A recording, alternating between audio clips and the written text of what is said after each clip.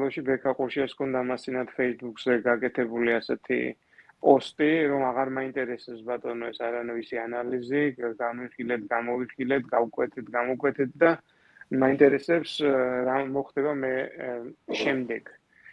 მიუხედავად იმისა, რომ ეს ემოციური განცხადება რაღაც გარკვეულწილად ლოგიკურად ჩანს თითქოს ხო, აი ამ ანალიზით რა უნდა გაკეთდეს, მაგრამ სინამდვილეში არასწორია მაინც მიდგომა, იმიტომ რომ ანალიზის გარეშე მაინც შეუძლებელი იქნება ამ ყველაფრის გაკეთება. აი გუშინ